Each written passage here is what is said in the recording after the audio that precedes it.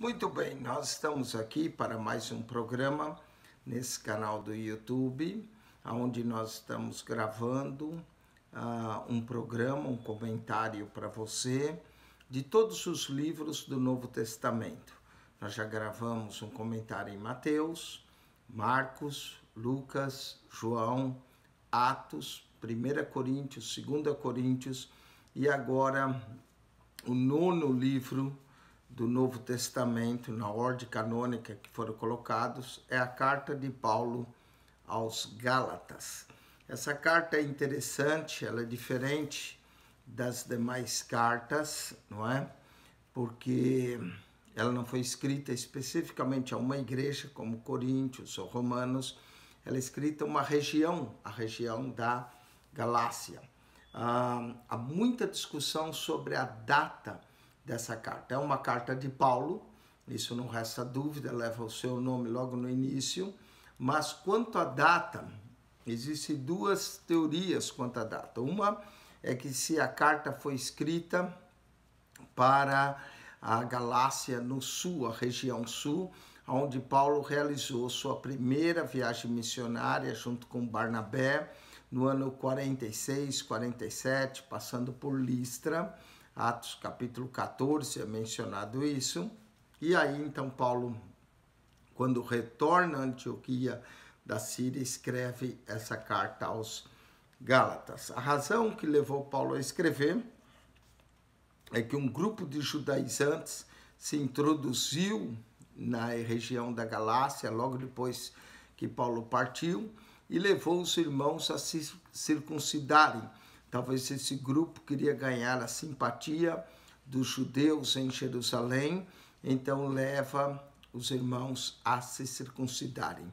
Se isso aconteceu de fato, e Paulo escreveu a carta, para corrigir e para esses falsos mestres, que Paulo chama na carta aos Gálatas, aquele que se introduziu para perturbar a fé dos irmãos, e levou os Gálatas a sair de um evangelho e passar para outro evangelho, além que Paulo tinha pregado.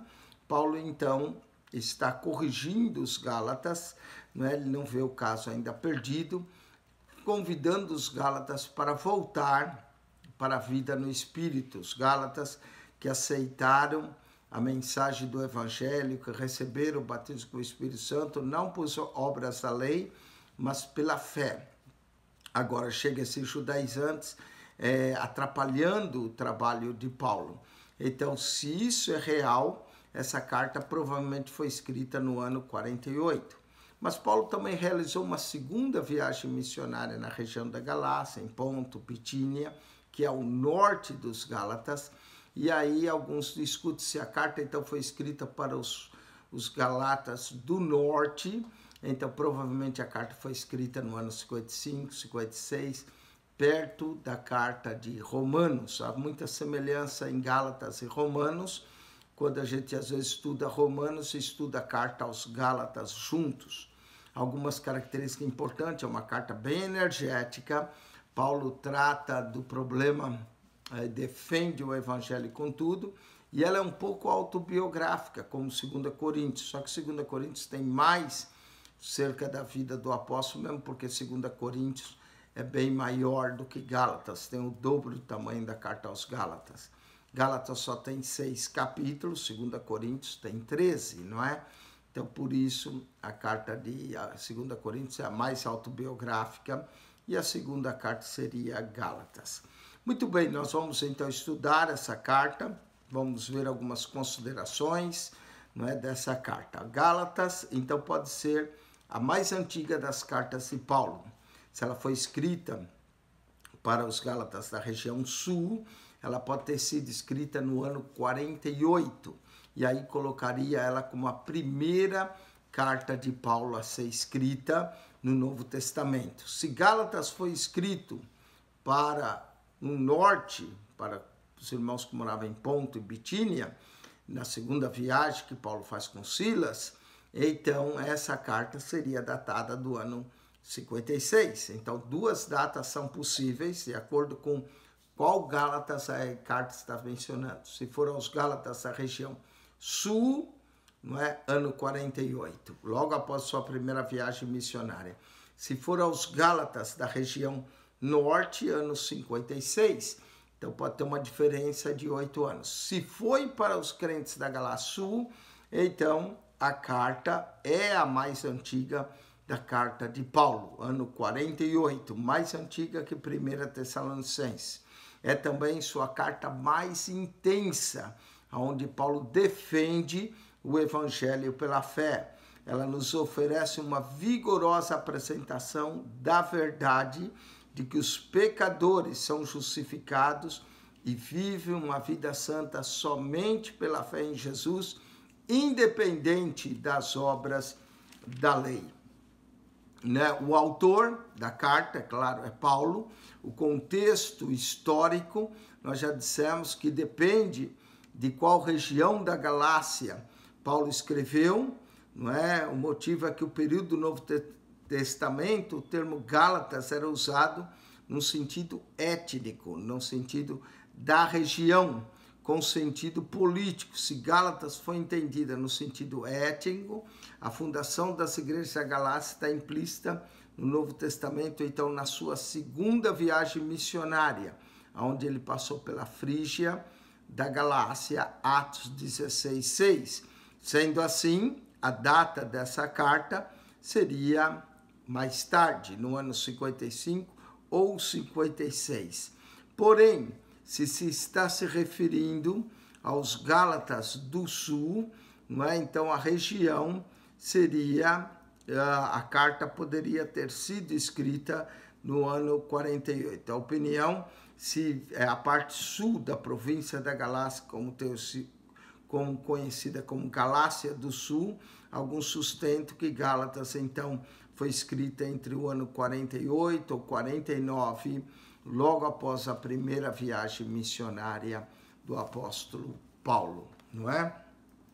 Olhando o propósito e ocasião dessa carta, nós vamos ver que uma crise atingiu a igreja da Galácia. A igreja começou a existir como resultado do Espírito de Deus. Eles creram, não é, a partir da proclamação do Evangelho, e em certo período após a partida, a igreja então foi visitada ou infiltrada por falsos mestres, a quem Paulo chama que estavam perturbando. Esses falsos mestres convenceram os Gálatas a um falso evangelho que exigia a circuncisão. Paulo vê esses pseudo-cristãos que querem converter apenas para prestígio próprio, que querem conquistar a aprovação das autoridades judaicas, mostrando quanto são efetivos em converter gentios para uma forma de judaísmo. E esse é o problema de Paulo, porque isso é chamado por Paulo como outro evangelho. Amém? Quanto à estrutura, nós podemos dividir a carta da seguinte forma. Nós temos a introdução dessa carta, normalmente a saudação que Paulo faz, aí depois Paulo já vai tratar o problema do desvio dos Gálatas do evangelho da graça para outro evangelho, assim como Paulo diz, né? Paulo também defende a sua autoridade e a sua chamada. Ele também vai dizer que o evangelho que ele prega, ele recebeu não de homem algum, mas por uma revelação do próprio Jesus. Paulo menciona as colunas da igreja, tais como Tiago, Pedro e João, que aceitaram e ratificaram o evangelho. Paulo também menciona um debate que ele foi vindicado no evangelho. No entanto, Paulo não menciona o concílio de Jerusalém nem a decisão, apesar de mencionar Tiago, Pedro e João como colunas da igreja. Paulo não está mencionando o concílio de Jerusalém, o que colocaria a carta, principalmente porque o concílio é favorável, de Atos 15 a favor de Paulo, que os gentios não precisavam circuncidar. Então, isso colocaria a favor de Paulo, e Paulo poderia ter mencionado, mas não menciona, o que coloca a ideia que talvez a Gálatas tenha sido escrito antes do Concílio de Jerusalém, no ano 49 ou 50, em Jerusalém, não é? Paulo defende a liberdade do Evangelho. No capítulo 3, ele apresenta a primeira sessão doutrinária. Ele menciona acerca da vida no Espírito, essa nova vida que é pela fé em Cristo Jesus e não pelas obras. Paulo também menciona que a salvação é pela promessa messiânica e não pela lei, que os que confiam em Cristo são filhos e não escravos. Paulo também vai mencionar sobre Agar e Sara, Isaac e Ismael, não é? Ao Gálatas, para eles refletirem sobre os filhos da promessa e os filhos da escrava. Paulo também defende a liberdade do Evangelho, a vida no Espírito. Vai trazer uma submissão segundo a vida no Espírito e não segundo as obras da lei. Paulo menciona também os desejos carnais, que o crente tem que lutar, há uma luta entre a carne e o Espírito. Paulo menciona também o mandamento do amor, o viver no Espírito, não segundo a carne, a levar a carga um dos outros, a ajudar os ministros da palavra e, finalmente, a não se cansar de fazer o bem. Não é? Paulo chama os Gálatas insensatos nessa carta, porque eles passaram do evangelho da graça, do evangelho da fé, para outro evangelho, o evangelho das obras da lei, através da circuncisão. A conclusão da carta se encontra no capítulo 6, verso 11 a 18. O autor, Paulo. O tema, a salvação pela graça mediante a fé, assim como Abraão creu. A data, ano 48 ou 49, essa é a primeira data, referindo-se aos Gálatas do Sul, a região do Sul. Vamos ver algumas considerações preliminares nessa carta. Paulo escreveu essa epístola às igrejas da Galácia. As autoridades no assunto declaram que Gálatas eram os gauleses oriundos do norte da Galácia, que mais tarde migrou para o sul da Europa, de cujo território a França hoje faz parte. É muito mais provável que Paulo tenha escrito essa epístola às igrejas do sul da província da Galácia. Aquela discussão de foi para o norte ou para o sul, não é? Antioquia da Psídia, Icônio, Listra e Derbe era a região onde ele e Barnabé evangelizaram e estabeleceram igreja durante sua primeira viagem missionária, Atos 13 e 14. A data mais provável da carta situa-se após o regresso de Paulo à igreja que o enviou, Antioquia da Síria, e pouco antes do concílio de Jerusalém, em Atos 15. O assunto principal da carta é o mesmo debatido e resolvido no concílio de Jerusalém, que se deu no ano 49, Atos 15. Tal assunto implica uma dupla pergunta. A fé em Cristo Jesus como Senhor e Salvador é o requisito único para a salvação? Sem as obras da lei, é necessário observar as certas práticas e leis judaicas do Antigo Testamento para se obter a salvação de Cristo. Talvez Paulo tenha escrito aos Gálatas antes da controvérsia da lei, antes da Assembleia de Jerusalém e antes de a igreja comunicar sua posição final. Se assim foi, então Gálatas se torna a primeira epístola que Paulo escreveu, datada do ano 48. Se não, Gálatas foi escrito mais tarde, e aí teria escrito no ano 56, e 1 Tessalonicenses seria a primeira epístola de Paulo. Muitos também discutem se Tiago foi a primeira epístola de todo o Novo Testamento. Alguns colocam a data de Tiago, da carta de Tiago, no ano 44, o que tornaria Tiago o primeiro livro do Novo Testamento e Gálatas o segundo. Se Gálatas foi escrita no ano 56, então Tiago continua sendo o primeiro livro do Novo Testamento e 1 Tessalonicenses o segundo, mas a primeira carta é escrita por Paulo. Muito bem, propósito. Paulo tomou conhecimento de que certos mestres judaicos estavam inquietando seus novos convertidos na Galácia, impondo-lhes a incircuncisão e o jugo da lei mosaica como requisitos necessários à salvação e ao ingresso da igreja. Isso era um problema para Paulo, porque os gálatas já tinham sido salvos, os gálatas já tinham sido batizados, já tinham recebido até o Espírito Santo e fizeram tudo isso sem as obras da lei. Acrescentar qualquer obra da lei, acrescentar a circuncisão, para Paulo isso era pregar outro evangelho, não o evangelho da graça, não o evangelho da fé. Ao saber disso, Paulo escreveu para demonstrar cabalmente que as exigências da lei, como circuncisão do velho concerto, nada tem a ver com a operação da graça de Deus em Cristo para a salvação sobre o novo concerto. Então, as imposições da lei tinham a ver com a nova, não tinha nada a ver com a nova aliança, tinha a ver com a antiga aliança, com o velho concerto. Na nova aliança não era necessário a imposição para isso. Segundo, Paulo também escreve para reafirmar claramente que o crente recebe o Espírito Santo, e quando recebe o Espírito Santo, com ele vem uma nova vida espiritual, e isso acontece por meio da fé no Senhor Jesus Cristo, e não por causa da lei, nem da lei do Antigo Testamento, nem da antiga aliança. Vamos para uma visão panorâmica dessa carta. Pelo conteúdo dessa carta, conclui que os oponentes judaicos de Paulo na Galácia o atacavam pessoalmente, a fim de solapar sua influência nas igrejas. Sua acusação era de que Paulo não era um dos apóstolos originais e, portanto, desprovido de autoridade direta.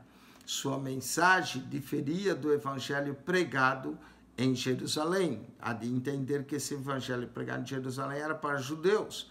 Sua mensagem de graça era o que os inimigos de Paulo acusavam, que sua mensagem de graça resultaria numa vida iníqua, sem as obras da lei. Por isso, Paulo vai explicar a vida no Espírito e a liberdade que temos em Cristo, e que a vida no Espírito leva o crente a viver uma vida santa e justa diante de Deus. Cristo, Paulo deu respostas a todas essas acusações. Primeiro, ele defendeu energicamente sua própria autoridade de apóstolo de Jesus Cristo. Autoridade essa recebida diretamente de Deus e que foi confirmada por Tiago, por Pedro e por João. Segundo, Paulo defendeu com ardor o evangelho da salvação pela graça, mediante a fé em Cristo, a parte das obras da lei.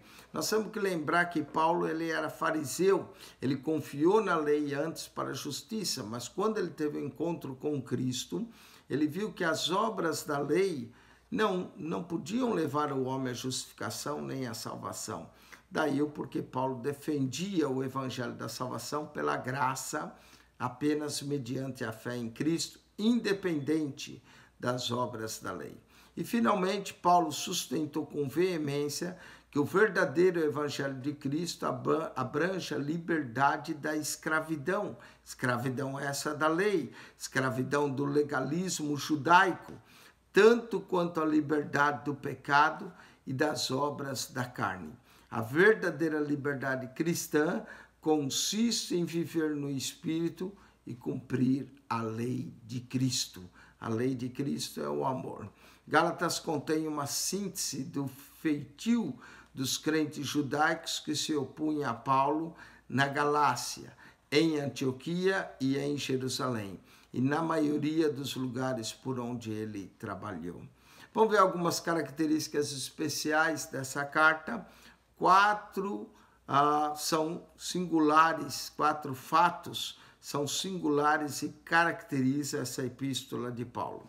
Primeira, é a defesa mais veemente no Novo Testamento da natureza do Evangelho.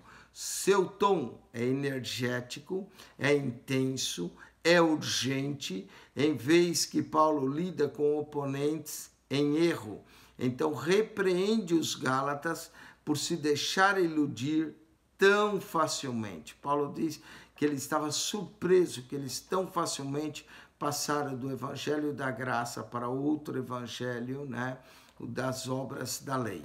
Segundo, quanto ao número de referências autobiográficas, Gálatas é superada somente por 2 Coríntios. Como nós dissemos, 2 Coríntios fala mais da vida pessoal de Paulo do que Gálatas, mas também tem o dobro de capítulos, né? O dobro e mais um, porque Gálatas só tem 6 capítulos, 2 Coríntios tem 13. Então, por isso, mas depois de 2 Coríntios é a carta mais autobiográfica de Paulo no Novo Testamento. Só perde para 2 Coríntios.